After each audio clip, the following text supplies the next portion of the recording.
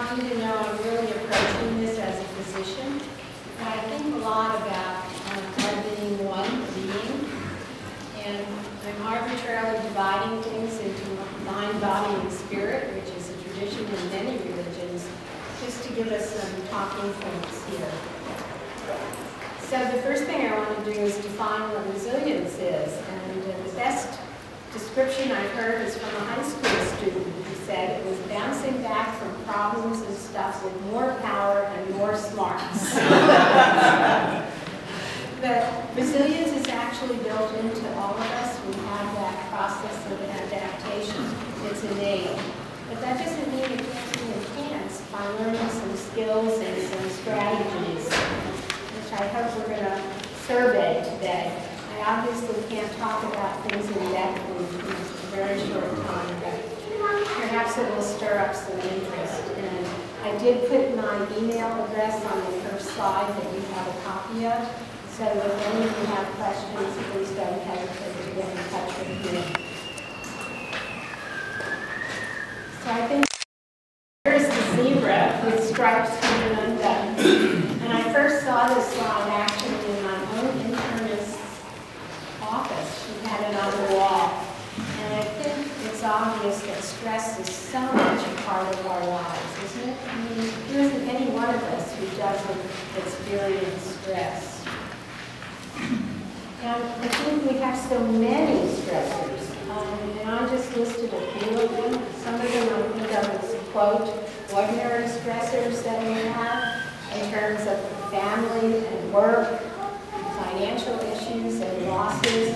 I don't know how many of you have ever read Judith York's book on ordinary losses. And I remember bitterly complaining once that no loss is ordinary from leave. But think about the violence and the trauma that there is, both close to home and in our global community. Some of you know that I'm a traumatologist, and I've been working in the trauma field now for 25 years or so. But we actually live in a very unsafe world. And I've been laughing to myself because I wrote a proposal last year for a conference that's going to be held in April. I'm doing therapy in an unsafe world. So I'm going to need lots of ideas. The other thing I want to point out that we are a global society now, and we are constantly being both reminded and assaulted by the media.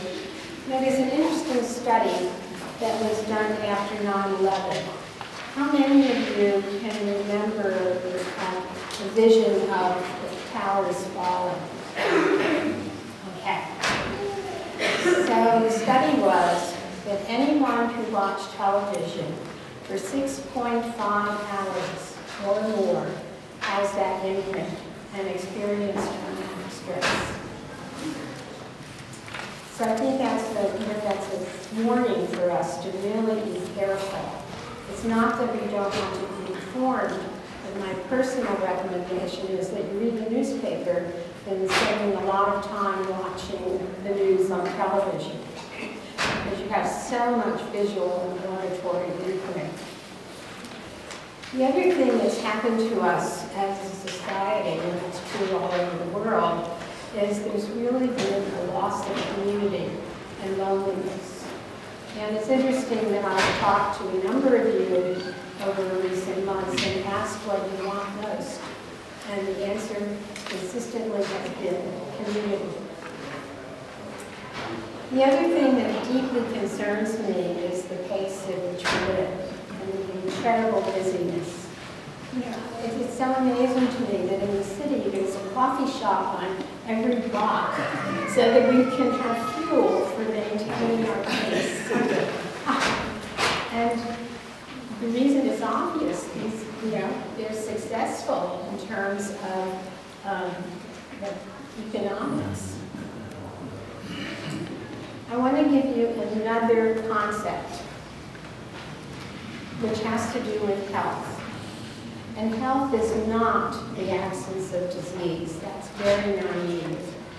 But it really is, giving you a definition, that probably is part of preventive medicine, thinking about health being an optimal state of being, regardless of what limitations one has, that allows for engagement in life. So that all of us struggle with various medical issues or socioeconomic issues, but we can still obtain health. And I think, there's been a real shift in medicine, right? From looking at illness to thinking about health and medicine. Almost every insurance plan now pays for things that are preventive. Getting your routine physical, getting, lab tests done, or mammogram, or colonoscopy. So I think there's been a real shift in medicine to say, if we can do that, we'll not only going to have a healthier population, but we'll actually save money. If I remember correctly, the cost of sort of health insurance in this country plus illness is something like 16% of our gross national product. And that's higher actually than many other countries. So we need to be thinking more about wellness. And wellness is something we think about throughout the life cycle. It's not just, when we're in our 20s and we think we're vulnerable and we can do everything. So let me look at this from various aspects.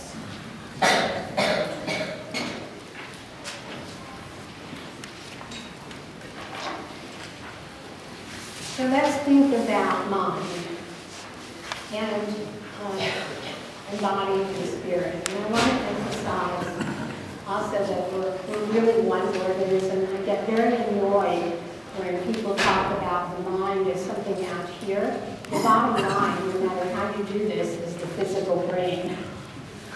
And so we need to think about ourselves as one organism that we're really exquisitely orchestrated, and we are embodied. We are not some spirit out here. We are in this body. And I think that's a really important concept. Otherwise, we lose some sense of being in touch with ourselves. And self includes everything, not just some sort of psychological word. It's really much more that we are in these bodies. The other thing that's interesting is that we're clearly interrelated, and that there's a whole field now that's called interpersonal neurobiology. Some of you know it, the part of it that's obvious. Think about the mother and the child and the attunement and the interaction. Well, that has a lot to do with the development of that infant's brain. And there are such things as mirror neurons. So there's a lot going on here, but that's even true for us as adults. We are interdependent. And there's almost no way, unless something's really wrong, to be totally independent. I think that's different. That's a different concept from autonomous. I want all of us to have a sense of agency about our lives, but there is something about needing each other. We're clearly social animals. There's no question about that.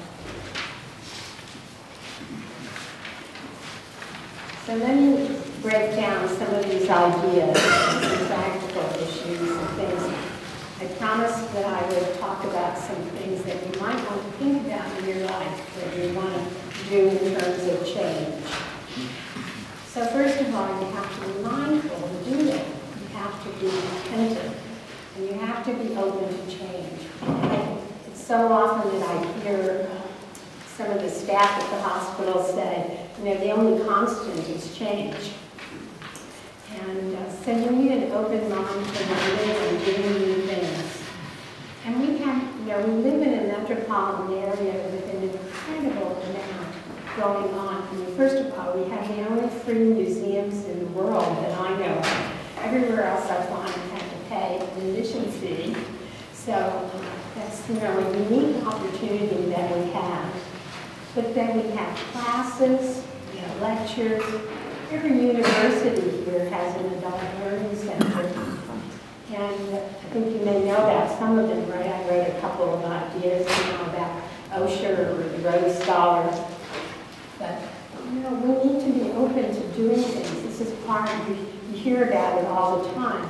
Rather than playing those silly games on the computer, I would much prefer that you go take a class somewhere and learn something that you haven't done before. So learn language, play chess or bridge, things that are really challenging. And I thought about learning with children. You know, if I had to go back and learn new math now, that would really be a challenge. Not that I can't do math, but I don't know how kids are doing it these days. But that would probably stir up my brain.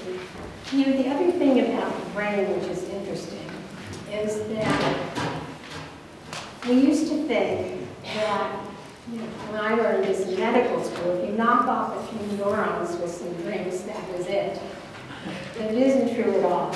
There is a constant neurogenesis, which means making new neurons and new neural circuits. We are all capable of that as long as we are living.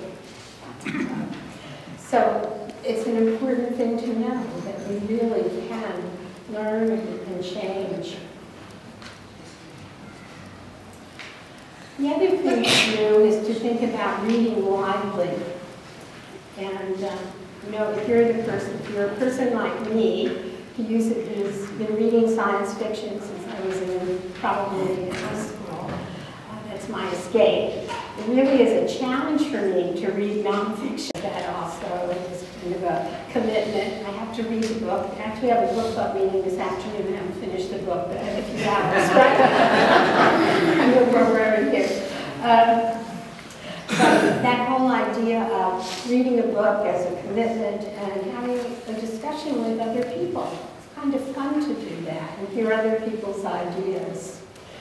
And as I mentioned about the news, would you please stop watching the news for hours and hours and hours? I know it's almost Andrew was talking about an addiction. It is an addiction. And it's not that, as I said before, I want you to be informed, but I don't want you to be assaulted constantly by the media. And the other thing is about creativity. I love this quote from Einstein about creativity is intelligence having fun. And so learn, you know, do something you haven't done. Paint.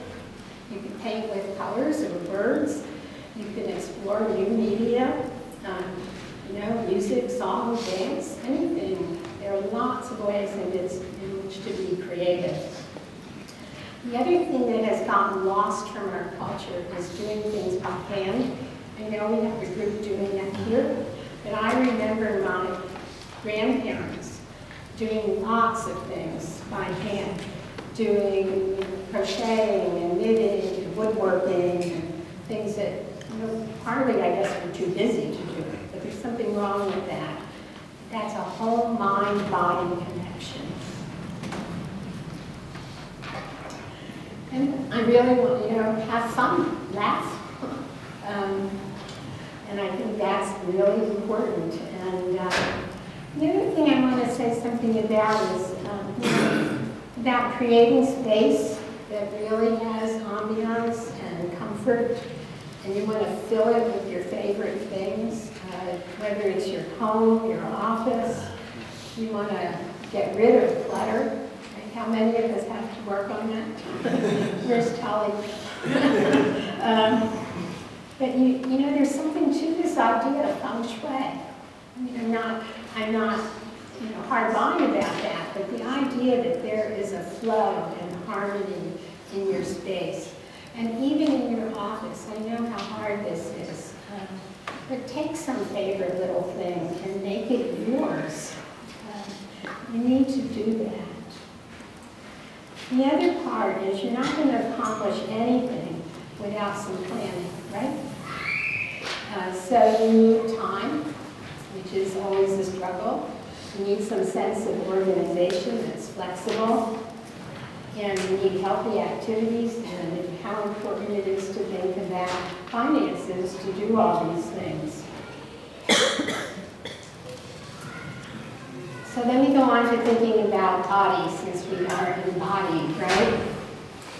Breathing is the key. Breathing is what balances your sympathetic and parasympathetic nervous systems. So as you breathe, you want to try? Take a breath, just slowly, and then breathe out. And you want to pause at the top of the breath and the bottom of the breath. And I often will tell people that one of the little tricks is to listen to the silence in the pause. You know how few of us are used to listening to silence? Okay. You know, it's also interesting about that. The British psychiatrists have much, really sort of, well, they're more dismayed with us in this country because we focus so much on, you have to be with somebody and do something, but we've completely lost solitude. And solitude is not loneliness. But if you will practice breathing exercises, doing this, breathing in, breathing out slowly, and pausing, it's amazing.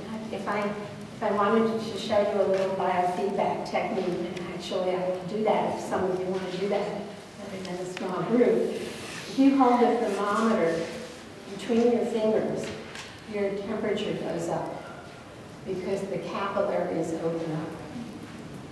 It's an interesting phenomenon. Then there's the whole issue of sleep. How many of us get enough sleep? I don't see any, well, one or two hands, right? Okay. There is no question that we need sleep. And we probably need to live, 7 hours is cutting it, but 7.5 to 8. It really balances all of our hormonal systems. And there is, by the way, no way to lose weight unless you're sleeping adequate sleep. And there's been a study that has been tracking weight gain with sleep debt over 25 years. The other thing that I teach people is sleep hygiene. You have to wind down the day. So please don't watch the news at 11 o'clock and try to go to sleep. Please, I will haunt you.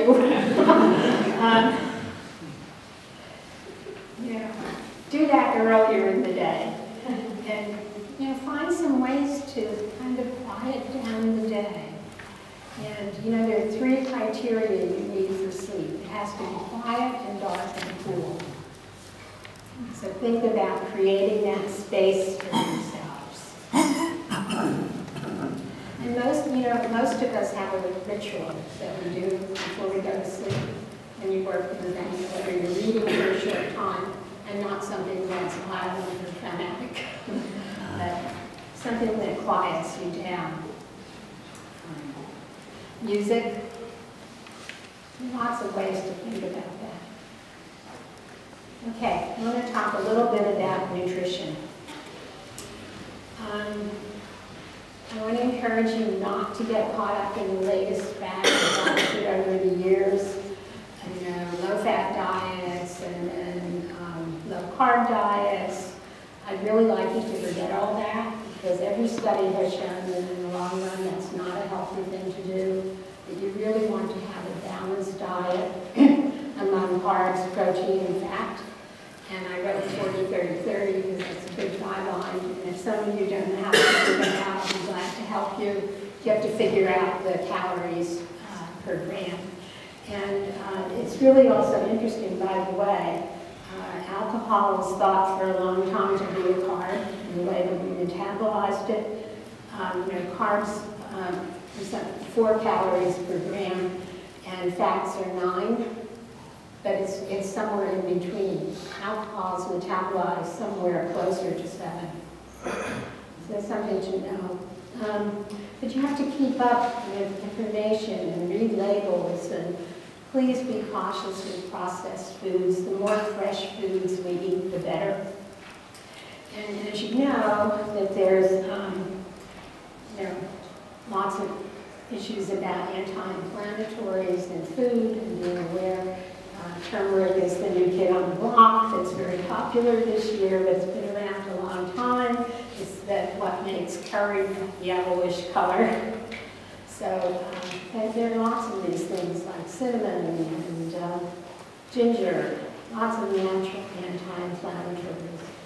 And you need to know something about healthy fats, which are unsaturated. So the ones you want to remember are olive, canola, and avocado, primarily.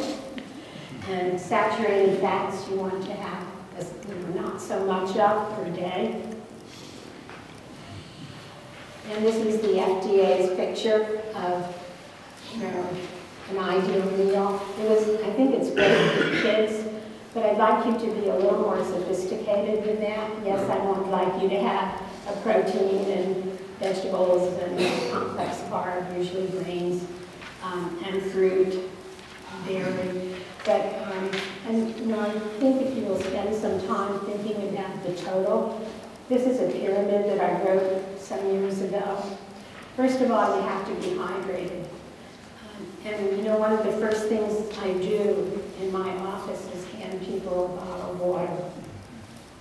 I make a deal with my patients that if I put them on antidepressants, that they have to put one piece of wellness back in their lives per month. Because I think, there are thousands of natural antidepressants in the world. One of them is water. So start there. And you may not like to hear this, but we really need to have 8 to 10 fruits and vegetables per day. And it's not so impossible. Think about having a fruit one in every meal. Think about if you have a sandwich, adding tomato and some radicchio and some grated carrots. I mean, just think about, it's a different mindset of thinking about how you're going to increase those in your life. So, and getting more complex carbohydrates, which are grains. And please don't buy that, that white squishy bread. One of my professors used to say what you could do with it, but I can't repeat that. My grandparents were Russian. That heavy bread that has heft to it? That's the kind of bread that you want to be eating. So I think just thinking about this in general and how you're going to manage it. Let's think a little about exercise. We need exercise for any kind of longevity. And I'm talking about the whole being. There is no question that in addition to thinking about heart attacks and pulmonary disease, that exercise strongly decreases the rate of breast cancer and dementia. That's impressive, right? So we all need to keep moving. And you have to think of some way to integrate exercise in your life and find something you enjoy. Please don't be a weekend warrior or get injured. It doesn't work. And I think we've learned that moderate exercise is the key. I learned a 5-minute rule, which I'll share with you. I really think it's been helpful, which is that you start something that you really don't want to do, whether it's walking or riding a bike or something, make a commitment to do it for 5 minutes. If at the end, but if you want to continue, that's okay too. And I have found that really works. Because most of the time, if I've done it for 5 minutes, I usually feel kind of energized and I just want to continue. And other times I'm really tired and I have permission to quit. So you want to think about different kinds of exercise. Clearly, what we've done is now have a more moderate schedule of exercise and saying 30 minutes 5 times a week. So that's 150 minutes. You can split it up. You can do anything you want with those minutes. And you want to do it in a moderate way. It's important to do strength training, not only to keep functional, but it prevents osteoporosis, for example. So that's important too. And my own recommendation is don't overdo stretching. You want to maintain range of motion, but don't pull things too much. Sometimes using bands is a good way to get strength training and also to have mobility. The other thing about balance is interesting. It's the first thing that we lose as we grow older. You know how kids will walk on the edge of the curve without even thinking about it? And we're hesitant as we get older. But it's actually the first thing we can get back if you work at it. So there are lots of ways in which to do that.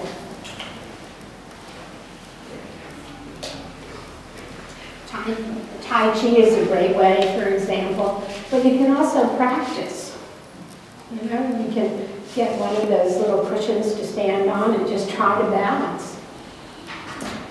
I also am a big believer in massage because I really think it helps to quiet things down for a lot of reasons, and you feel immensely better. So you're still with me? Okay. All right. Okay, so let's think about spirit. It really is essential to nurture the human spirit. And we find nurturance in so many ways. And it really honors what's important and good for us. And we find a kind of quiet joy often, and a delight. And it's so interesting that we find that kind of nurturance in many ways, and I encourage you to have them all. Think about it with people. Think about it in nature. I think in our busyness, we don't spend enough time in nature. Often we have to go somewhere to do that. We live in the city, but we may have even a small place somewhere. And finding that wonderful connection with God and with goodness in the world. I mean, as a traumatologist, I constantly have to assure people that there is more goodness in the world than there is bad. And I really believe that.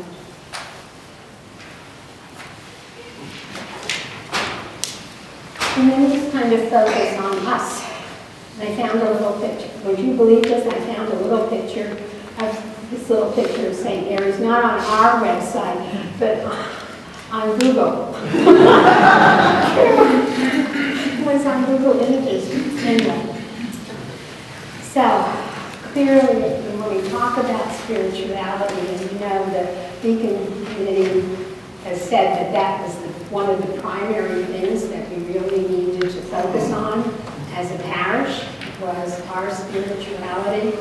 And I really believe that what has to happen now is we have to see churches begin to change from the bottom up. And that's all of us. And that to remember that we go into the world from the Eucharist and our St. Mary's community and our prayer life. And you heard Kathy talk a couple of weeks ago about prayer and really putting prayer into your life. I mean, how many of us even will spend 20 minutes of quiet time in prayer per day? You don't have to raise your hands, I don't want to embarrass you. But how important that is to begin to do that. And there are lots of people around who will help you to learn strategies or some disciplines to do that. And I was joking the other day, by the way, that it was kind of to my chagrin when I realized that discipline and disciple were from the same root.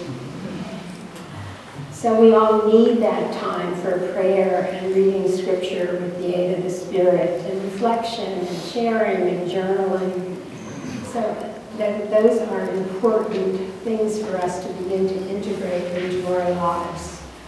And spiritual guidance is around. There are people who are mentors and directors. There's lots of spiritual reading books. And there are wonderful websites and daily emails. I'm getting emails now from 3 different ones. I can pick and choose, but